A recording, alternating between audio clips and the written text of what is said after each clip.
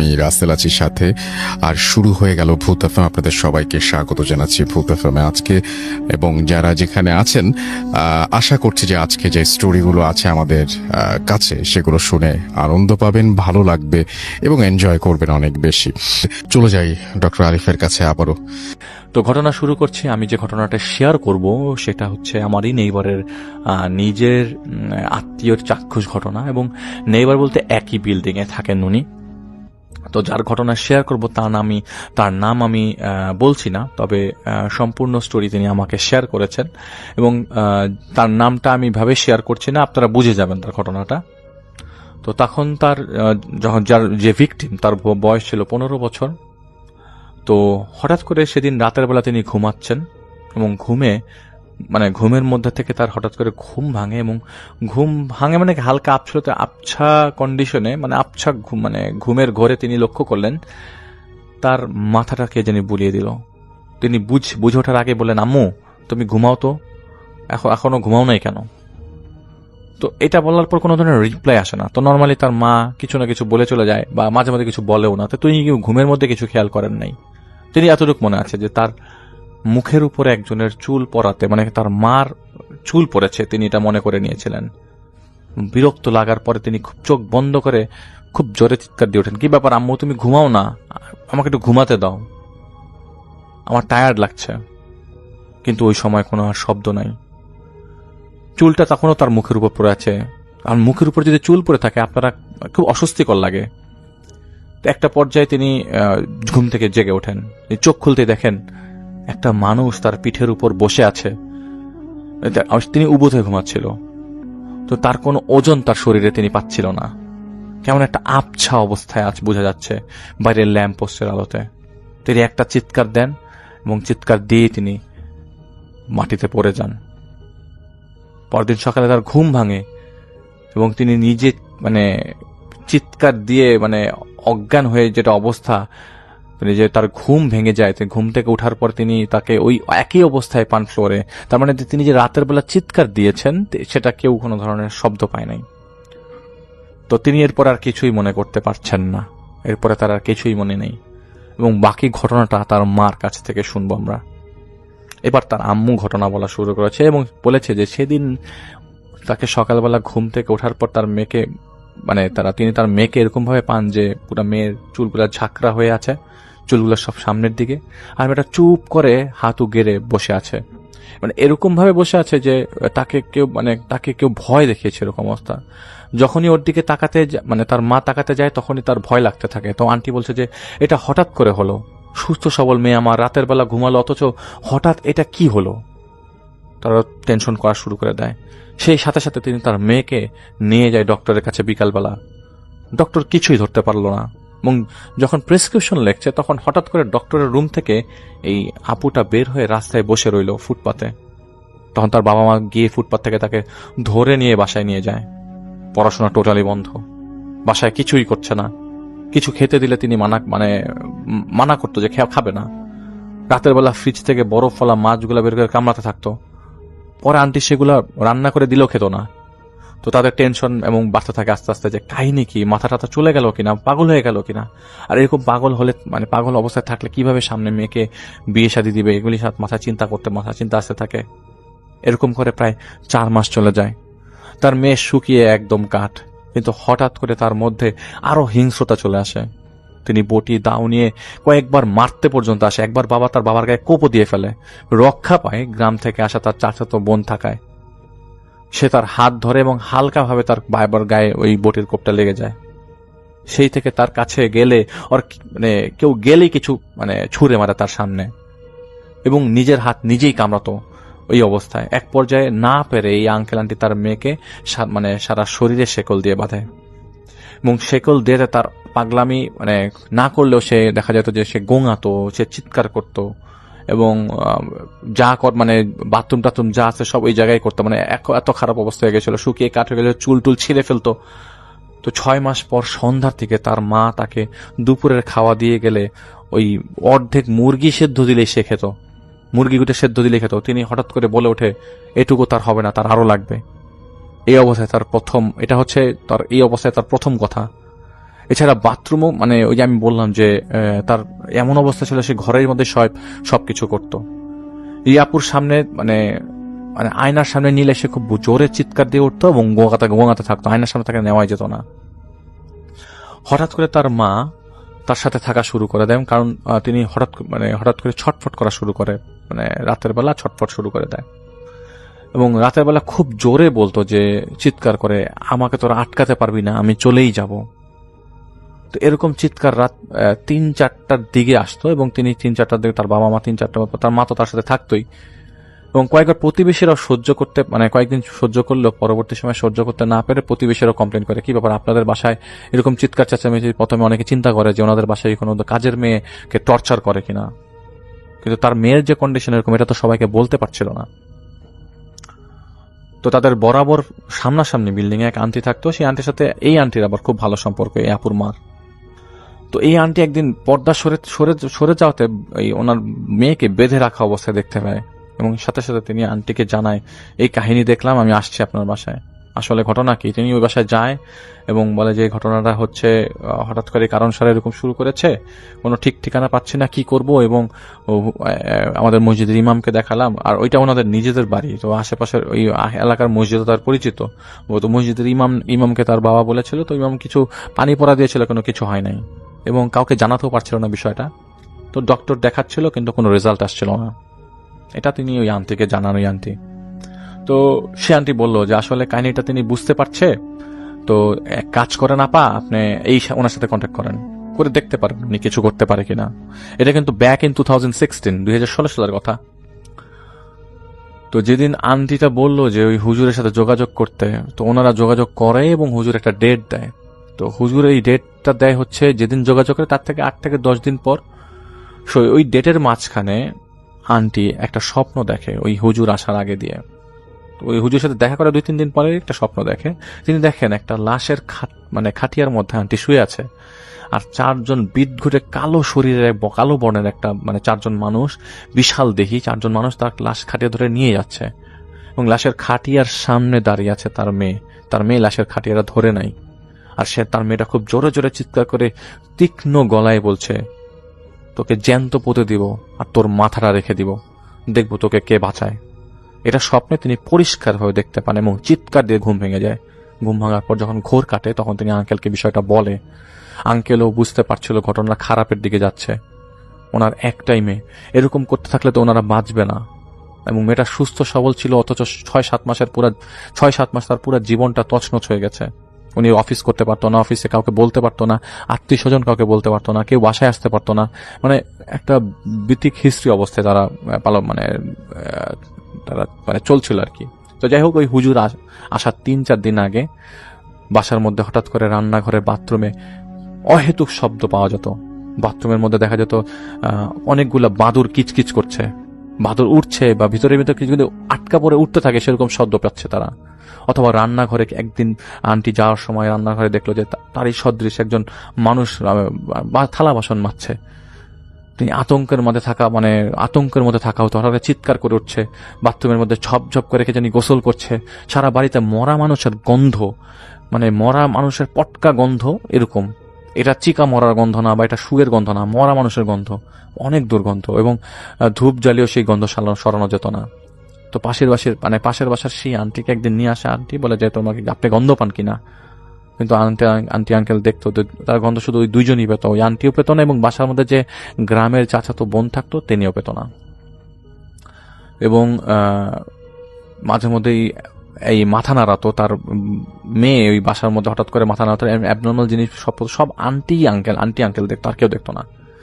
তো হুজুরের আসার আগের দিন রাতের বেলা আঙ্কেল স্বপ্ন দেখেন। তিনি দেখেন তার মেয়ে বারান্দা থেকে ঝাঁপ দিচ্ছে এবং বলে যাচ্ছে যে বাবা, আমি আর বাঁচবো না বেশি দিন, আমাকে ক্ষমা করে দিও। আঙ্কেল সকালে আন্টিকে এটা বলে যে আমি রাতের বেলা এটা দেখলাম, হুজুরকে তাড়াতাড়ি ডাকতে হবে। তো সেদিন রাতের বেলা সেদিন আবার হুজুর সময় দিয়েছিল মাগরিবের ওয়াক্তে, কিন্তু হুজুর আসে রাত 10টার দিকে এশার নামাজের পর। অনেক দূর থেকে এসেছে এবং হুজুরের সাথে আরো 4জন লোক ছিল। আঙ্কেল নিচেই দাঁড়িয়ে ছিল হুজুরের সাথে দেখা করে, মানে হুজুরকে দেখিয়ে বাসায় উঠাবে। এমন সময় হুজুরের সাথে দেখলো যে আরো 4জন লোক আছে। তো হুজুর 4জন লোককে ইশারায় করলো এবং তারা নিচে দাঁড়িয়ে রইল। তো তো আঙ্কেল নিচ থেকে হুজুরকে উঠালো, উঠানোর সময় জিজ্ঞেস করলো যে কি ব্যাপার, ওই 4 জন লোক কি আসবে না নাকি? তো হুজুর বলে ওরা বাড়ির চারিপাশে পাহারা দিবে, ওরা চলেন, আপনি বুঝবেন না, চলেন। তো আঙ্কেল ভয় পেয়ে উপরে উঠলো, হুজুর তাদের ড্রয়িং রুমে বসলো, বলে হাত নাড়িয়ে বলতে লাগলো, অনেক শত্রু আপনাদের, অনেক শত্রু, তবে শত্রু এত কিছু করে নাই। আপনি আপনার মেয়েকে দেখলাম, ও শিকল দিয়ে বাঁধা, তাই না? আচ্ছা, আপনাদের গতকাল রাতে ঘুমাতে পারেন নাই আপনারা, ওকে খুব খারাপ একটা কিছু জেকে বসেছে। আপনাদের সবাইকে বলছি, এবং আপনারা সবাই হয়তো ধ্বংসের দিকেই যাচ্ছেন। আপনার মেয়েটা কিসে পড়ে বলেন তো? তো বললো যে ক্লাস 9-এ পড়ে, এই স্কুলে পড়ে। বললো না, স্কুলের না, আপনারা একটু বলেন তো এটা ও কি অন্য কোথাও পড়তে টড়তে যায় কিনা? তো আন্টি বলে যে হ্যাঁ যায়। তো বলে সেখানে কি ছেলে মেয়ে একসাথে নাকি? আন্টি বলে হ্যাঁ। বলো ওখানে একটা ছেলে আছে রুদ্র নামে, আপনি কিরকম নাম শুনছেন ওখানে? আন্টি বললো যে হ্যাঁ, আপনি কিভাবে জানলেন? হুজুর বললো আমি জানি, আমি সব জানি। এর মধ্যে পুরা বাসার মধ্যে হুজুর কি জানি পড়ছে আর পানি ছিটাচ্ছে। আর হুজুর বসলো ড্রয়িং রুমে আর বললো ওই ছেলেকে নিয়ে আসেন যেভাবেই পারেন, কালকে আমি সন্ধ্যায় মাগরিবের নামাজের পর আসবো, আপনাদের বাসায় বসবো। আপনার বাসার চারিপাশে 10 জন জিন আছে এবং ঘুরছে, ওরা আমার দিকে তাকিয়ে আছে, আমি আপনাদের বুঝাতে পারবো না, এবং খুব খারাপ দৃষ্টিতে তাকিয়ে আছে, কন্ডিশনটা ভালো না আপনাদের বাড়ির। তো আমার লোকজন ওরাকে ট্যাকেল দিয়ে রাখছে, তবে আপনারা যে যত তাড়াতাড়ি পারেন তত তাড়াতাড়ি করেন, কিছু টাকা পয়সার বিষয় আছে, না হলে দেরি হলে আপনাদের সবার লাইফ বরবাদ হয়ে যাবে। খুব অল্প টাকার বিনিময়ে তিনি একটা জিনিস বললেন আর কি, চলে গেলেন। তো এই বলে হুজুর চলে যায়, এবং হুজুর নিচে নেমে আস্তে আস্তে একা একা হাঁটতে শুরু করে দেয়। বারান্দা থেকে আন্টি স্পষ্ট দেখেন। আর আঙ্কেল বলেছিল 4 জন লোক আছে, আঙ্কেলও বারান্দা থেকে দেখলো 4 জন লোক, ওনার সাথে আর কেউ গেল না। সেদিন রাতের বেলা পুরা বাসা ঠান্ডা, একদম কাক পক্ষে কোনো ধরনের শব্দ নয়, একদম পিন ড্রপ সাইলেন্স। তার মেয়ে শুধু বলছে পানি খাবো, পানি খাবো, পানি খাবো। তার মেয়েকে পানি দেওয়া হলে তার মেয়ে খুব বাজেভাবে জিভ বের করে তাকাচ্ছিল। সেই রাতে ভারী কোনো খাওয়া দাওয়া উনি খেলেন না, মানে মেয়েটা খেলেন না। বোঝা যাচ্ছিল তার বাড়ির চারিপাশে শুধু বাতাস আর বাতাস। এত বাতাস অত গরমে এটা কেউ এক্সপেক্ট করেনি। রাত 3টার দিকে তারা তাদের ড্রয়িং রুমে অনেক চিৎকারের শব্দ পেতে থাকলো, এবং বাঁচাও বাঁচাও টাইপ চিৎকারের শব্দ। আর এদিকে হুজুর বলে গেছিল বাসায় যদি কোনো সাউন্ড হয় তাহলে চুপ করে তা শুনতে থাকবেন, কোনো ধরনের শব্দ করবেন না, এবং উঠে দেখতে যাবেন না কি হচ্ছে। আঙ্কেল শুনছে, তার মেয়েও চিৎকার করছে। এদিকে আঙ্কেল ভয়ে প্রেশার হাই হয়ে যায়। কোনো মতে রুমে থেকেই তিনি তার নিজেকে কন্ট্রোল করলেন। আন্টি এদিকে আল্লাহ আল্লাহ করছে, সারা রাত তাদের এভাবেই কাটে। ফজরের আজানে দেওয়ার সাথে সাথে সব বন্ধ হয়ে যায়। তার মেয়ের চিৎকার বন্ধ হয়ে যায়, ড্রয়িং রুমের চিৎকার বন্ধ হয়ে যায়। সারা রাত কে ঘুমাতে পারে না। সকাল হলে একটু ঘুমায়। হুজুর আসে মাগরিবের পর। হুজুর এসে ড্রয়িং রুমে বসে। এবং আমি একটা জিনিস বলে রাখি, ওই যে ওই আপু যে বাসায় ছিল, তার গ্রাম থেকে যে চাচাতো বোন, উনি কিন্তু কিছুই শুনছিল না। বসার পর সেই ছেলেকে আনা হয়। আনার পর সেই ছেলেকে বলা হয় তুমি কিভাবে তাবিজ করেছো সেটা আমরা খবর পেয়েছি, তুমি যদি তোমাকে নিলে তোমাকেও তাবিজ করা হবে, তুমি আমাকে বলো যে তুমি কিভাবে করলে। তো প্রথমে ছেলে অস্বীকার করলো, পরবর্তী সময় ছেলে বলে তার দাদিকে দিয়ে তিনি তাবিজটা করেছেন, তার দাদি তাবিজ করতে পারে। তিনি 3 কবরের মাঝখানে একটা তাবিজ গেড়েছে, আর একটা পুটলির মতো গরুর রক্ত দিয়ে এই মেয়েটার চুল আলাদা করে নিয়ে এই ওদের বাসায় রেখেছে, এবং ওটা দিয়েই তিনি ব্ল্যাক ম্যাজিক তার দাদি করেছে। তো যাই হোক, কারণ মেয়েটার প্রেমের প্রস্তাব ছেলেটা প্রত্যাখ্যান করেছিল, এবং ছেলেটার আপন দাদিকে দিয়ে ছেলেটা এসব করায়।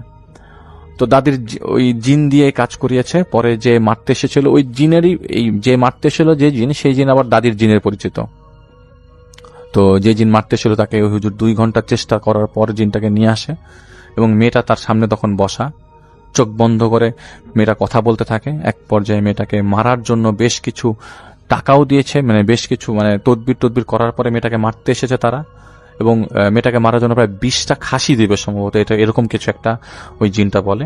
এবং ছেলেটাকে পরে আটকে রেখে কথায় এসব বের করে কোথায় জিনিসটা আছে। তো পরে ছেলেটা সাথে করে এটা নিয়ে আসছিল, কারণ ছেলেটা ভয় পেয়ে যায়।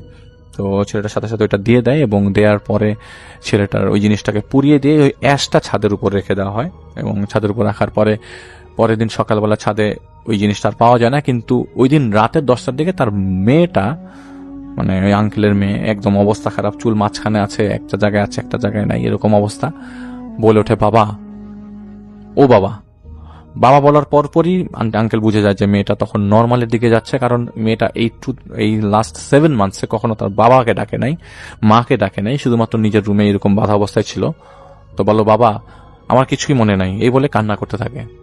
একটা পর্যায়ে তাকে নর্মাল করে, তার মাথার সম্পূর্ণ চুল চেঁচে দেওয়া হয় এবং তাকে নর্মাল করতে লাগে হচ্ছে 9 মাস 10 মাসের মতো। তো মেয়েটা প্রায় সময় ভয় পেত, কিন্তু এরপর থেকে ওই হুজুরের এই জিনিসটা করার পর থেকে ওই হুজুর ওই জিনকে বলেছিল, তুমি কি করবা, তোমাকে কিন্তু ওকে ছাড়তে হবে। তো বেশ হুজুরের পাওয়ারফুল জিন, ওই পাওয়ারফুল জিনদের মাধ্যমে তাকে রিকোয়েস্ট করার পরে বলেছে, ঠিক আছে আমি আসলে ভুল করেছি, আমি আমার ভুলটা করা হয় না, এটাও কোনো রিজন না, আমি এখানে আসছি আমাকে এরকম লোভ দেখানো হয়, তো আমাকে কিছু খাসি দিতে হবে। তো ওই খাসিটা হুজুরকে দেওয়ার মাধ্যমে খাসি দেওয়া হয় তাদেরকে, এবং তোমরা যদি খাসি দাও তাহলে আমি ছেড়ে চলে যাব, আমাকে এই জিনিসটা পুড়িয়ে ছাদের মধ্যে এটার ছাইটা রাখবা। তো যাই হোক, পরে রাখা হয় এবং 3টা খাসি দেওয়া হয়, 4টা খাসি হয় না, 3টা খাসি দেওয়া হয় এবং পরবর্তী সময় ওই খাসিগুলোর মাংস আলাদা করে রান্না করে ছাদের উপরে রাখার পরে ওনারা ওকে ছেড়ে দেয়।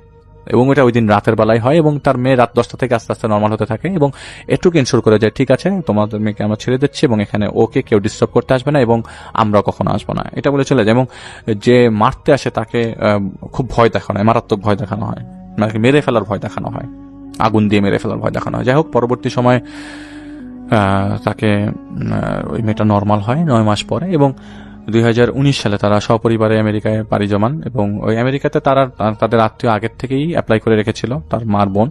তো পরে তারা ফুল ফ্যামিলি আমেরিকাতে যান 2019 সালে। তো এটা ছিল ঘটনা, এটা শেয়ার করেছেন হচ্ছে আমারই একদম নেইবার, যিনি শেয়ার করেছেন তারই ক্লোজ একজনের ঘটনা শেয়ার করলাম আর কি। আশা করছি আপনাদের ভালো লাগবে। আফনান ভাই, তার কাছে চলে যাব এবং তার কাছ থেকে একটা ঘটনা শুনে আসবো। আশা করছি যে এই ঘটনাটা আপনাদের অনেক বেশি ভালো লাগবে। চলুন শুরুতেই চলে যায় আফনান ভাইয়ের কাছে। প্রিয় লিসেনার্স, এই মুহূর্তে যে স্টোরিটি আমি আপনাদের সাথে শেয়ার করতে যাচ্ছি, এই স্টোরিটি আমাদের একজন লিসেনার্স পাঠিয়েছেন, তার নাম হচ্ছে সম্রাট জাহাঙ্গীর। উনি যে ঘটনাটি পাঠিয়েছেন, কথা না বাড়িয়ে সরাসরি ঘটনাতে চলে যাচ্ছি। ঘটনাটির স্থান চাঁদপুর জেলার বিষ্ণুপুর ইউনিয়নের ধনপদ্ধি গ্রাম। আর এই ঘটনাটি তিনি শুনেছেন তার নানার মুখ থেকে। আর এই ঘটনাটি যখন ঘটেছিল তার নানার দাদার সময় যখন ছিল, এটা বহু আগের ঘটনা। এটা উনি যে সময়টি উল্লেখ করেছেন সেই অনুযায়ী এই সময়টি প্রায় 1850 সাল বা এই সময়কালের একটা ঘটনা আর কি, মানে অনেক আগের ঘটনা। আর বর্তমানে ওনার নানাদের যে বাড়িটি ছিল বা এখন যে বাড়িটি আছে, ওইটা ওই সময়ে একটি হিন্দু বাড়ি ছিল বা ওই সময় হিন্দু পরিবাররা বসবাস করত। আর ওনার নানার বাড়ির নাম প্রধানিয়া বাড়ি, কিন্তু নাম প্রধানিয়া বাড়ি হলেও সবাই এক নামে চেনে রামরা বাড়ি হিসাবে। আর রামরা বাড়ি মূলত দিঘির 3 পারে অবস্থিত, মানে দিঘির উত্তর, পশ্চিম এবং পূর্ব, এই 3 দিকে এই রামরা বাড়ি অবস্থিত। আর দক্ষিণ যে পাড়টা রয়েছে দিঘির পাড়ে, এখানে একটি পাকা সড়ক রয়েছে যেখান দিয়ে মানুষ শহরে আসা যাওয়া করে। এই দিঘি কেন্দ্রিক তাদের বাড়ির নাম রাখা হয়েছে, তাই চাঁদপুরের অনেক মানুষই রামরা দিঘি এক নামে চেনে।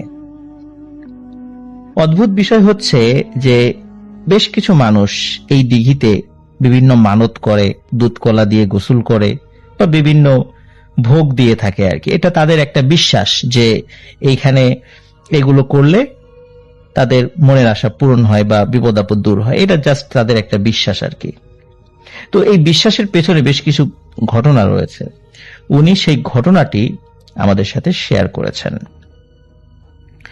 ঘটনাটির সময়কাল আগেই বলেছি যে আনুমানিক প্রায় 1850 বা 40 বা এইরকমের একটা সময়। কারণ জাহাঙ্গীর ভাইয়ের নানার দাদা, এই দাদারাই তখন ছিল ছোট, তাহলে বুঝতে পারেন যে কত আগের ঘটনা ছিল এটা। যাই হোক, ওই সময়ে ওই এলাকাতে সনাতন ধর্মাবলম্বী অনেক পরিবার বসবাস করত। আর এখন যে রামরা দিঘিটি রয়েছে, ওই সময়ে এই জায়গাটি ছিল একটি আবাদি এবং ফসলি জমি। জমির পাশেই ছিল একটি হিন্দু বাড়ি এবং বেশ দূরে দূরে আরো কিছু হিন্দু বাড়ি ছিল। ওই জমির পাশেই যে হিন্দু বাড়িটি ছিল সেই বাড়ির যেই প্রধান কর্তা তার নাম ছিল হচ্ছে রামচন্দ্র। রামচন্দ্র অত্যন্ত দরিদ্র একজন মানুষ ছিলেন।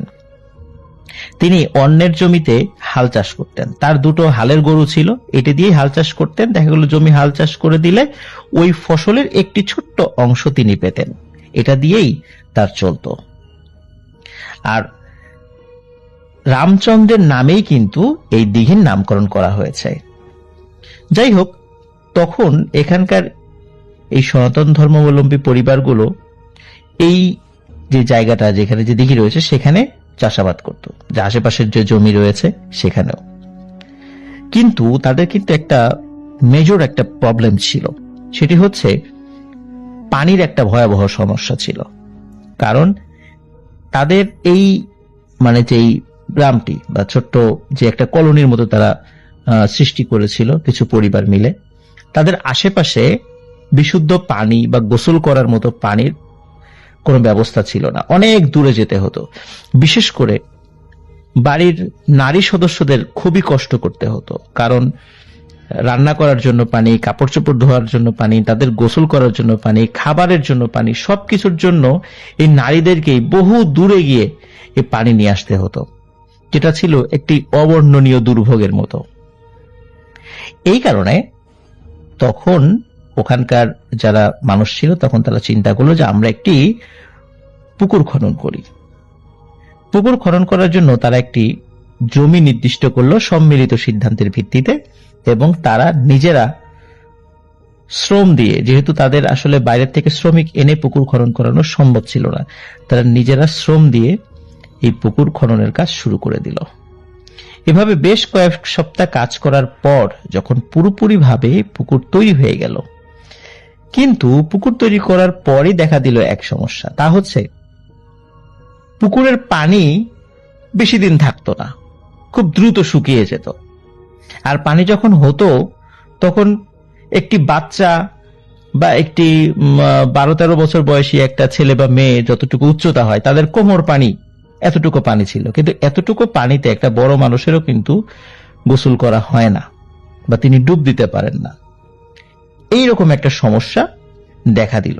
কিন্তু বেশ দূর দূরান্তে যে পুকুরগুলা রয়েছে অতটুকু গভীরতায় কিন্তু তাদের পুকুরের পানি কানায় কানায় পরিপূর্ণ। এই সমস্যা কিন্তু সেখানে নেই। কিন্তু তাহলে এইখানে কেন? সবাই চিন্তা করলো যে হতে পারে যে এখানে পানির লেয়ার কম, অনেক নিচে, এই কারণে পানি মানে সহজে উঠছে না, এরকম হতে পারে। কিন্তু আসলে কি তাই?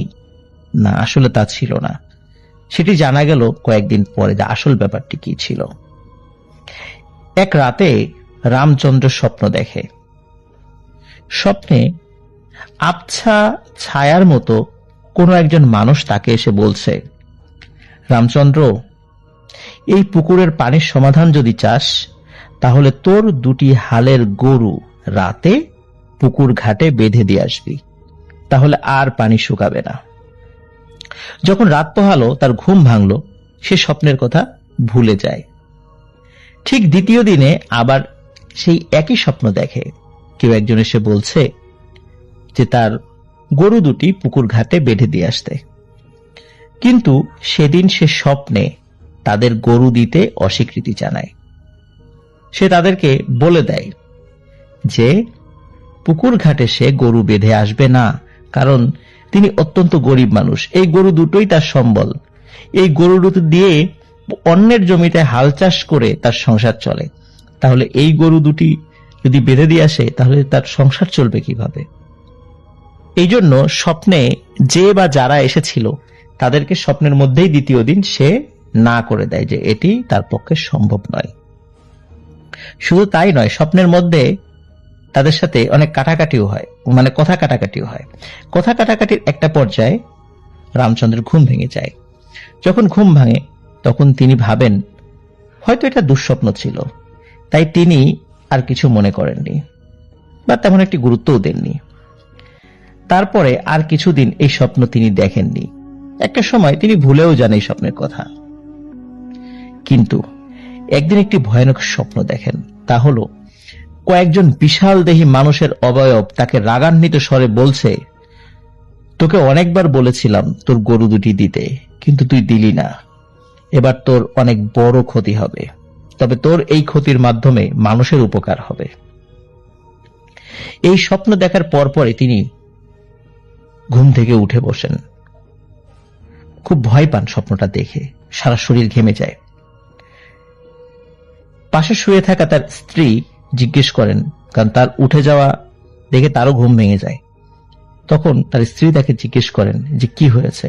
তখন পুরো ঘটনা তার স্ত্রীকে তিনি খুলে বলেন, যে শুরুতেও যে স্বপ্নগুলো দেখেছেন সেটাও তার মনে পড়ে, যে হ্যাঁ শুরুতেও তো একবার বলেছিল, এবং আজকে রাত্রে যে ঘটনাটা ঘটেছে এই স্বপ্নের মধ্যে সেটিও তিনি বলেন।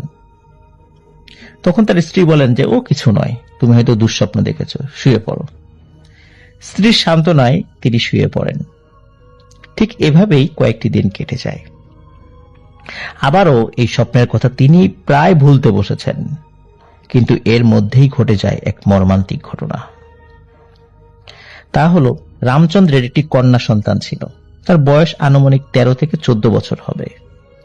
তার নাম কি ছিল তা জাহাঙ্গীর ভাইয়ের নানা উনি বলতে পারেননি, যে ওই মেয়েটির নাম কি ছিল, এক্সাক্ট যে নামটা এটি আসলে জানা যায়নি। তো ওই মেয়েটি অন্যান্য ছেলে মেয়েদের সাথে দুপুরবেলা পুকুরে গোসল করতে নামতো। শুরুতেই বলেছি পুকুরে কিন্তু আসলে মানুষ ডুবে যাওয়ার মতো পানি ছিল না। একটি 12-13 বছর বয়সী একটা ছেলে বা মেয়ের কোমর সমান পানি ছিল, সুতরাং সেখানে ডুবে যাওয়ার তো কোনো প্রশ্নই আসে না। ওরা ওই কোমর পানিতেই ডুব দিত, ডুব দিয়ে গোসল করত, এবং অন্যান্য মানুষ একই কাজ করত। কেউ কেউ ওই মগে করে বা অন্য কোনো পাত্রে পানি নিয়ে গোসল করত, যেহেতু ওই নিচে নামলে পানি ঘোলা হয়ে যায়, এই কারণে অনেকে এই কাজটি করত, কারণ পুকুরে তো পানি নাই, কি করবে। যাই হোক, সবার সাথে যখন পুকুরের পানিতে রামচন্দ্রের মেয়ে নামে এবং পানিতে নেমে অন্য বাচ্চাদের সাথে খেলাধুলা করছিল, এর মধ্যে রামচন্দ্রের মেয়ে নাকি ডুব দেয় পানিতে। বেশ কয়েকটা বাচ্চা সেই ডুব দেয়া দেখেছে, কিন্তু কয়েক মিনিট হয়ে যায়, রামচন্দ্রের মেয়ে আর ডুব দেওয়ার পরে ওঠে না পানির উপরে। এদিকে বাচ্চা কাচ্চারা বলে যে কি ব্যাপার, ও কোথায় গেল, এত অল্প পানিতে ও কোথায় গেল। তখন এই বাচ্চারাই তাকে খোঁজাখুঁজি শুরু করে, কিন্তু রামচন্দ্রের মেয়েকে কোথাও খুঁজে পাওয়া যায় না। ছেলেমেয়েরা চিৎকার চেঁচামেচি শুরু করে যে এই মেয়েকে পাওয়া যাচ্ছে না। তখন বাচ্চাদের চিৎকার চেঁচামেচি শুনে বাড়ির অন্য বড় সদস্যরা চলে আসে। তারা এসে অনেক খোঁজাখুঁজি করে, কিন্তু রামচন্দ্রের মেয়েকে আর খুঁজে পাওয়া যায় না। কিন্তু এখানে একটা বাচ্চা হারিয়ে যাবে, এটা কি আদৌ পসিবল? আদৌ পসিবল নয়। আমাদের স্বাভাবিক চিন্তা বা বিজ্ঞান বলে যে এটা সম্ভব নয়, কারণ যেখানে পুকুরের পানি অল্প সেখানে একটি মেয়ে কিভাবে হারিয়ে যাবে। পুকুরের পানিতে অনেক গভীর হলে সেটা একটা কথা ছিল, কিন্তু অদ্ভুত ব্যাপার, রামচন্দ্রের মেয়েকে আর কোথাও খুঁজে পাওয়া যায় না। যাই হোক, রামচন্দ্র ও তার স্ত্রী আত্মীয় স্বজন অনেক কান্নাকাটি করে। ওই রাত্রে রামচন্দ্র যখন ঘুমিয়েছিল তখন সে আরেকটি স্বপ্ন দেখে। সেটি হচ্ছে সেই বিশালদেহী অবয়বগুলো তার স্বপ্নে আবার আসে, এসে বলছে তোকে বলেছিলাম তোর গরুগুলো দিতে, কিন্তু তুই আমাদের কথা শুনলি না, তাই তোর মেয়েকে নিয়ে গেলাম। এরপর তার ঘুম ভেঙে যায়, আবার কান্নায় ভেঙে পড়ে সে।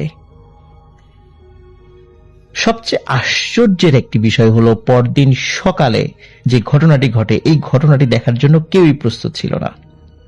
ভোরের আলো ফুটতেই মানুষ যখন খেতে যাচ্ছিল তাদের বলদ হাল নিয়ে চাষাবাদ করার জন্য, তখন দেখে আরে এ কি সেই পুকুর যেই পুকুরটা আমরা খনন করেছিলাম, এটা তো এমন ছিল না। সবাই দেখে ওই পুকুরটি বিশাল আকৃতির একটি দিঘি হয়ে গেছে, ওই জায়গায় সেই পুকুরটি আর নেই, এটি বিশাল আকৃতির একটা দিঘির আকার ধারণ করেছে। এবং এই পুকুরটি দিঘি হয়ে যাওয়ার কারণে আরো তো মাটি খনন করতে হয়েছে, সেই মাটিগুলো খুব সুন্দর করে পুকুরের পাড় বাধাই করা হয়েছে, উঁচু করে বাঁধ দেয়ার মতো বাধাই করা হয়েছে। সকলে আশ্চর্য হয়ে যায়, কি ব্যাপার, এমনটি কেন হলো? আর ওই দিঘি পানিতে কানায় কানায় ভর্তি। এলাকার বড় বড় হুজুর, যা আলেম ছিলেন বা পুরোহিত যারা ছিলেন তাদের ধর্মের, সকলে একই কথা বলে যে এটি কোনো মানুষের কাজ নয়, এটি জিনেদের কাজ। জিনেরাই এখানে এটি খনন করেছে। যাই হোক, এভাবে কেটে যায় কয়েক মাস, কয়েক বছর। আস্তে আস্তে মানুষ ভুলে যায় রামচন্দ্রের সেই মেয়ের কথা। এরপর দিঘি কেন্দ্রিক নতুন কিছু ঘটনার সৃষ্টি হয়। তা হলো, রাতের বেলা অনেক মানুষ দূর দূরান্ত থেকে যখন বাড়িতে ফেরে, তখন দিঘির পাশ দিয়ে যেহেতু যাতায়াতের পথ ছিল, এখন যেটা রয়েছে তখনও তেমনই ছিল, তখন দিঘির দক্ষিণ পাশ দিয়ে যাওয়ার সময় তারা দেখত যে পুকুরের ঠিক মাঝখানে একটি নৌকার মতো কিছু একটা, কিন্তু ঠিক নৌকা না, তার উপরে লাল শাড়ি পরা একটি মেয়ে বধূর সাজে বসে আছে। সবাই দেখত এটি রামচন্দ্রের সেই মেয়েটি, যে মেয়েটি পানিতে ডুবে গিয়েছিল। এটি দেখে সবাই ভয় পেত, দৌড় দিয়ে সবাই এই পথটি অতিক্রম করার চেষ্টা করত। অনেক মানুষ ভয় পেত, কিন্তু কোনো মানুষের কখনো কিন্তু কোনো ক্ষতি হয়নি। তারপর থেকে সেই হিন্দু বাড়িতে যখন কোনো বিয়ের বা বড় অনুষ্ঠান হতো, তখন দিঘির ঘাটলায় উঠে আসতো স্বর্ণের থালা, প্লেট, বড় বড় হাঁড়ি পাতিল বা বিভিন্ন আসবাবপত্র, যাতে করে বিভিন্ন প্রোগ্রাম বা অনুষ্ঠানগুলো সম্পন্ন করা যায়। প্রিয় লিসেনার্স, এইখানে যে ঘটনাটি এখন আমি বলছি বা আমাকে যেটা বলা হয়েছে, এই ঘটনাটি আমি আমাদের ভূত.com এর টিম, গোলাম রব্বী ভাই বা সাথে আমি সহ আরো অনেকে গিয়েছিলাম হবিগঞ্জের রতনপুর জমিদার বাড়িতে। ওই জমিদার বাড়ির যে পুকুর আছে, সেই পুকুরেও এই থালবাটি উঠে আসার ঘটনা সেখানে রয়েছে। তো এখানেও একই রকম একটি ঘটনা রয়েছে। তো যাই হোক, আমি এই ঘটনাটি আসলে এতটুকু পড়ছি না, এটা একটু স্কিপ করে যাচ্ছি, কারণ এতটুকু ঘটনা মোটামুটি আপনারা সবাই জানেন, কারণ অনেক দিঘিতেই, বাংলাদেশের অনেক প্রান্তের দিঘিতে এই ধরনের ঘটনা ঘটে।